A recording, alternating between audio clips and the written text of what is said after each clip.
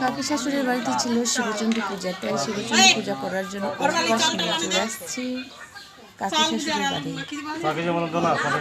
এই পুজোতে লাগে 7 জন না হয়, এক কথায় বেজোর সংখ্যা লাগবে আর কি।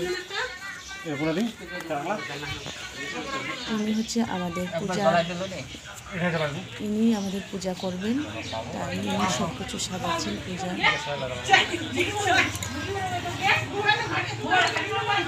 এরপরে আমাদের শিবচণ্ডী পূজা শুনতে হয়, তারপরে বলে বাসর ঘর দিতে হয়, তাই শিবচণ্ডী পূজা করছে আজকে। বিয়ের কয়েকদিন হয়ে গেলে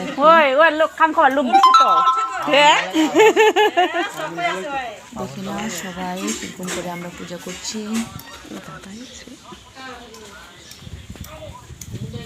ইনি হচ্ছে আমার কাকি শাশুড়ির বড় ছেলে, হচ্ছে নতুন বউ। নতুন বউকে চাল আনতে বলছিল, কিন্তু চাল অল্প আনছিল, তাই আরেকটু আনতে গেল।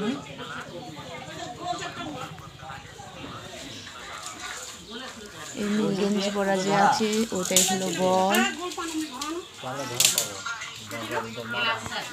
দেখতে পাচ্ছ পূজার সব কিছু। মাঝখানে একটা পুকুর, মাটি খুদে পুকুর বানাচ্ছে। পুকুরের মাঝখানে বসাবে ঘর, ধান দুব্বা দিয়ে। ইনি হচ্ছেন আমার কাকি শাশুড়ি, দেখতে পাচ্ছেন। আমার কাকা শ্বশুর বেঁচে নেই।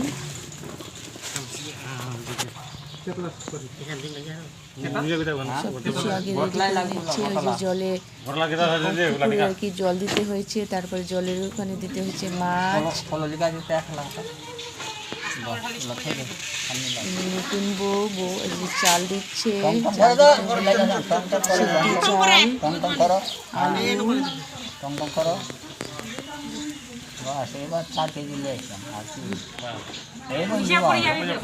বলছে আর একটু দিতে হবে, দিয়ে দিলে আলু।